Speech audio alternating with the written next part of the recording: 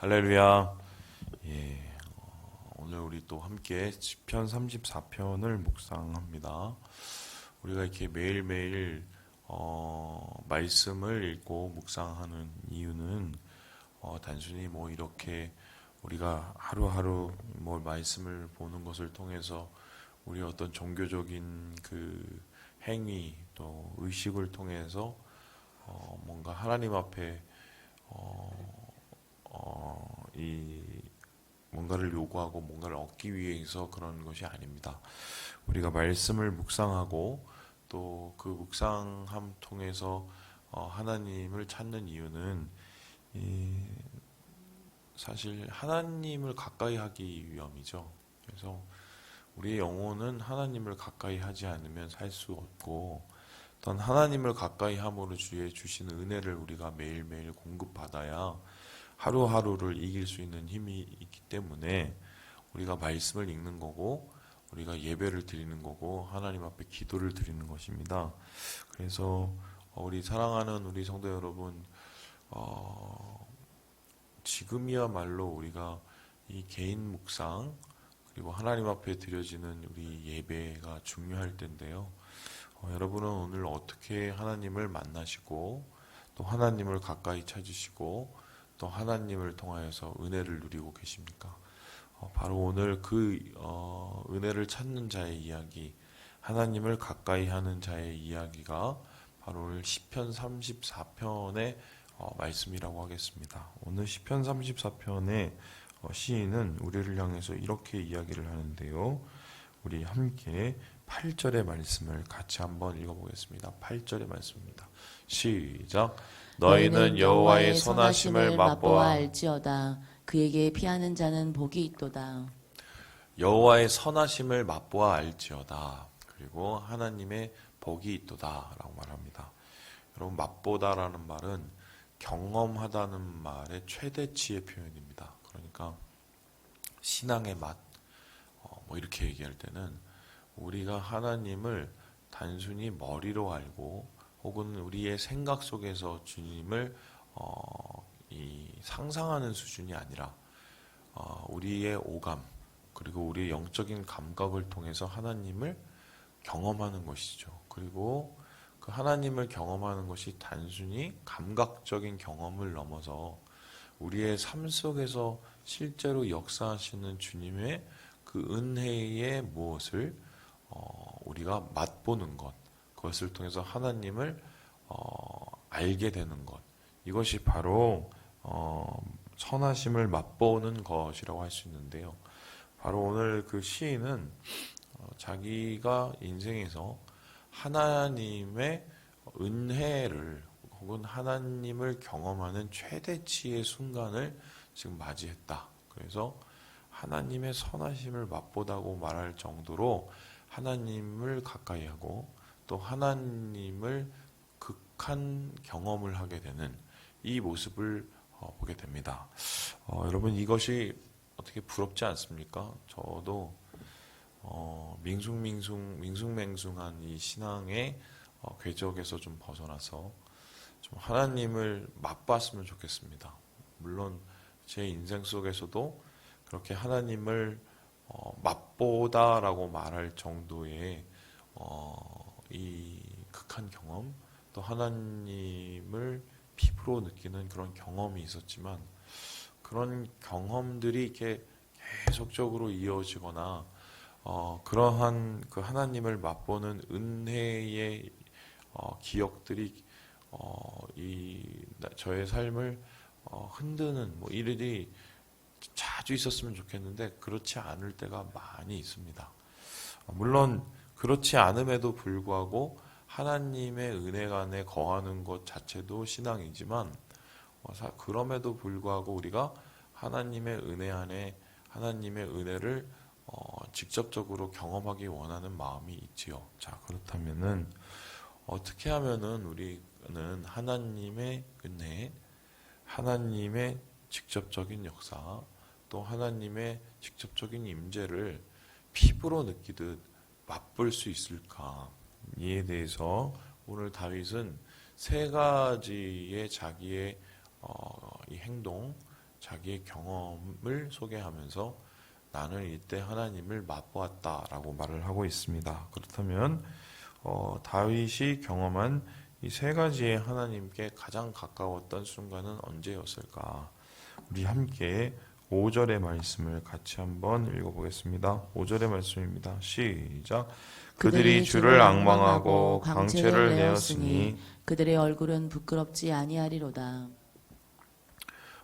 지금 다윗은 하나님을 선하심을 맛볼 때가 언제였냐 물었더니 하나님을 앙망할 때였다라고 말합니다. 앙망하다는 것은 무엇입니까?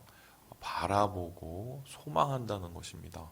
바라보고 소망한다는 것은 시각을 의미합니다.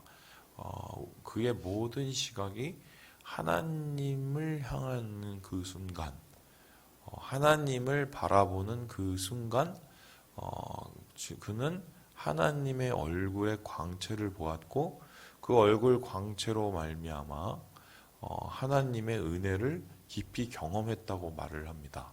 자, 그렇다면 시인이 지금 하나님만 바라보고 시인의 시각이 하나님을 향하여서 고정되는 상황은 어떤 순간이었을까? 오늘 이 34편의 맨 앞을 보시면 표제어가 붙어 있습니다. 다윗이 아비멜렉 앞에서 미친 채 하다가 쫓겨나서 지은 시. 그러니까 오늘 시인이 이러한 하나님을 극하게 만나는 은혜의 경험을 한 것이 이 아비멜렉 앞에서 미친 채 하다가 쫓겨났을 때 그때 이것을 경험했다는 것인데요. 사무엘상 21장인가요? 거기에 보면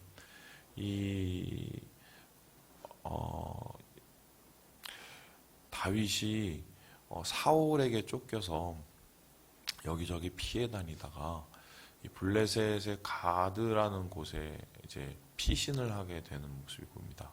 거기에서 이 가드의 이 왕인 자에게 이제 가서 도움을 요청하는데 그 왕이 여러분 기억하시겠지만 그것을 요청을 듣고는 고민하다가 다윗을 믿지 않게 됩니다. 왜냐하면은 얼마 전까지 우리에게 적이었던 자가 지금 와서 자기는 전향할 테니 나는 귀순할 테니 나를 도와주시오 하는데 내가 너를 어떻게 믿겠느냐고 오히려 자기를 찾아온 다윗을 해하려고 하죠. 그때 다윗이 살기 위해서 진짜 살기 위해서 미친 척을 합니다. 침을 질질 흘리면서 스스로 정말 그 치욕적인 모습으로 생명을 건지기 위해서 소위 말해서 미친 척을 하죠. 그랬을 때 이제 이 가드의 왕은 다윗의 어떤 그 미친 행동을 보고 쟤는 별로 신경을 쓰지 않아도 되는 그런 놈이구나 이러면서 다윗을 풀어주고 다윗이 그것 때문에 살아나게 됐을 때 다윗의 마음에는 어떤 마음이 있었겠습니까? 두 가지 마음이 북받쳐 올랐겠죠. 한 가지는 야 내가 이렇게까지 해서 살아야 돼. 내 뒤에는 사울이 쫓아오고 내 앞에는 가드의 왕이 있고 그리고 나를 도와줄 수 있는 사람은 아무것도 없고 자기의 처지에 대한 한탄을 했을 것이고 두 번째로는 이런 생각을 했을 것입니다. 와, 내 앞으로 나는 누가 나를 도와줘서 누구와 함께 내가 살 수 있을까? 앞으로의 삶 속에서 막막함을 느꼈겠죠. 그러니까 말 그대로 표현하면 절망입니다. 절망이라는 것은 더 이상 소망할 게 없고 더 이상 바라볼 게 없는 것을 뜻합니다. 그러니까 더 이상 바라볼 게 없고 더 이상 소망할 게 없는 치욕적인 상태에 다윗이 거하게 되는데 이때 다윗이 그 치욕적인 상태에서도 하나님을 오히려 더 가까이 극하게 그 은혜를 경험할 수 있었던 이유가 뭐냐? 하나님을 향한 시선을 놓지 않았기 때문입니다. 상황과 환경에 의해서 시선이 갖춰지기 마련인데 그는 상황과 환경에도 불구하고 그러한 고된 그리고 피하고 싶은 상황과 환경에도 불구하고 하나님을 바라보면서 그 하나님 안에서 도우심을 구하고 은혜를 구하는 그러한 다윗의 모습을 보시고 하나님께서는 그의 마음을 붙잡아 주시고 그에게 은혜를 직접적으로 경험케 하는 임재 역사를 주시죠. 그래서 그렇습니다. 은혜를 맛보지 못할 시간은 없습니다. 은혜를 맛보지 못할 공간도 없습니다. 중요한 것은 우리의 시각이 병들어 있기 때문입니다. 여호와를 앙망하는 자는 하나님을 어느 곳에든 볼 수 있고 여호와를 앙망하는 자는 하나님을 어디에서든 만날 수 있고 하나님의 은혜를 어디에서건 경험할 수 있습니다. 왜냐하면 하나님은 그를 찾는 자를 만나 주시고 눈동자와 같이 우리를 지키시는 분이시기 때문이다. 그래서 오늘 시인은 앙망하는 자가 주를 맛볼 것이다. 주의 은혜를 맛볼 것이다. 라고 얘기하고 있습니다. 두 번째로 오늘 다윗이 말하고 있는 하나님의 극한 은혜를 보게 되는 그 경험은 언제 있었을까? 우리 함께 우리 9절의 말씀을 같이 한번 읽어보겠습니다. 9절입니다. 시작. 너희 성도들아 여호와를 경외하라. 그를 경외하는 자에게는 부족함이 없도다. 두 번째로 다윗이 경험한 극한 은혜의 순간은 하나님을 경외할 때입니다. 앙망이 시각이라면 경외함은 태도입니다. 경외함은 무엇입니까? 두려워하는 것입니다. 나보다 크거나 나보다 힘이 세거나 아니면 내가 도저히 감당할 수 없는 대상에 대해서 무릎을 꿇는 태도가 바로 경외입니다. 그래서 경외는 겸손의 표현이며 또한 경외는 낮아짐의 과정입니다. 그래서 하나님께서는 특별히 경외하는 자를 찾으시고 경외하는 자를 채워주신다고 말씀하시는데 그 이유가 뭐냐? 인간이 하나님을 만날 때 할 수 있는 최고의 행위가 바로 경외의 예배, 하나님 앞에 낮아지고 엎드리는 것이기 때문입니다. 그런데 오늘 이 다윗은 그 아비멜렉으로부터 쫓겨나서 어떻게 보면 정말 한 나라의 영웅이 모든 사람에게 손가락질을 받는 바보가 되어버리고 나서 한없는 치욕감을 느꼈을 것입니다. 내가 이것밖에 안 돼?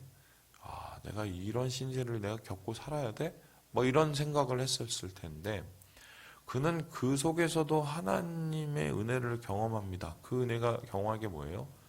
맞아. 인정을 한 거죠. 나는 이렇게 연약한 자야. 나는 이렇게 아무것도 아닌 자야. 오히려 하나님의 께서 나를 도와주셨기 때문에 이때까지 내가 여기 이 자리에 온 거지. 내가 잘해서 내가 스스로 무엇을 해서 있는 게 아니다. 그리고 하나님 앞에 무릎을 꿇었고 엎드렸고 주님을 향한 가장 낮은 태도를 보였습니다. 세상이 나를 짓밟을 때 사람들은 자존심을 지키기 위해서 스스로를 계속해서 위로하려고 하죠. 그런데 그러한 스스로를 위로하려고 하는 행위에 의해서 사람들의 마음이 편해지느냐? 그렇지 않아요. 제가 경험을 해보니까. 진짜 사람들의 마음이 변하고 편할 수 있는 이 방법은 바로 하나님 앞에 엎드림으로 주님께서 엎드리는 자에게 주시는 은혜를 맛볼 때입니다. 여러분, 은혜는 낮은 곳으로 흐릅니다. 은혜는 높은 곳에 있지 않습니다. 은혜는 가장 낮은 심령에게 더욱 임하는 것이 은혜입니다. 여러분, 물을 생각을 해보세요. 높은 곳에서 낮은 곳으로 흐르고 낮은 곳에 흘러갈 때 바다가 되는 거 아니겠습니까? 그래서 내 안에 은혜가 없다. 내 안에 은혜가 메마르고 있다. 그것은 내가 지금 하나님 앞에 엎드리고 있는가, 주님을 경외하고 있는가에 대한 질문이라고 하겠습니다. 근데 가장 낮아졌을 때에, 가장 세상이 두려웠을 때에 다윗은 하나님께 가장 낮아졌고 하나님께 엎드렸습니다. 그럴 때 하나님께서는 다윗에게 그의 경외를 통해서 하나님께서 주시는 채우시는 역사를 경험하게 되었다. 이것이 다윗이 말하는 두 번째 은혜의 극한 경험의 순간이었습니다. 마지막으로 오늘 이 시에서 말하는 다윗이 경험했던 은혜의 극한 순간은 언제였을까? 우리 함께 18절의 말씀을 같이 한번 읽어보겠습니다. 18절 말씀입니다. 시작. 여호와는 마음이 상한 자를 가까이 하시고 중심으로 동의하는 자를 구원하시는도다. 마지막으로 이 시인이 하나님을 가장 가까이 했을 때는 시각이 앙망하고 그다음에 태도가 경외하였을 뿐만 아니라 오히려 그의 중심과 마음이 상했을 때입니다. 상한 자에게 어떻게 하나님의 은혜가 더 가까이 있을 수 있을까? 상하면 오히려 비뚤어지죠. 비뚤어지면 좋은 것도 제대로 좋게 받아들이지 못하는 게 사람입니다. 우리 성도들뿐만 아니라 제가 이제 이런저런 제 목회 생활 가운데 경험했던 많은 분들의 경험을 제 나름대로 데이터가 있지 않겠어요? 근데 그 데이터를 분석을 해보면 이상 행동을 하시는 분들이 있어요. 그게 특정 몇 사람에게 있는 게 아니라 사람마다 어떤 부분에서 되게 이상 행동을 하시는 분들이 있습니다.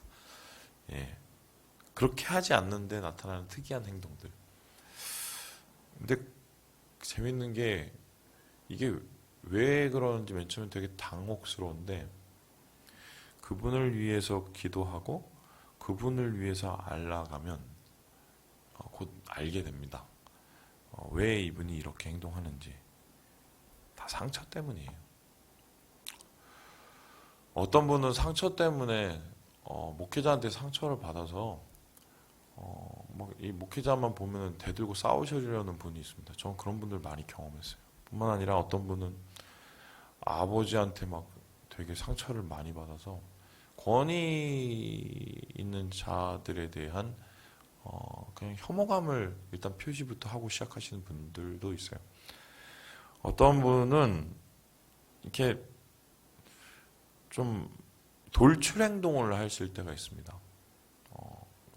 봤더니 사랑을 받지 못하시는 분들이었어요. 어머니나 아버지로부터. 알고 나면 참 가슴이 아프죠. 하지만 당할 때는 참 그렇습니다. 그런데 저도 상처가 없겠어요? 저도 상처 있죠. 그리고 저도 옛날에 되게 어두웠던 사람이거든요.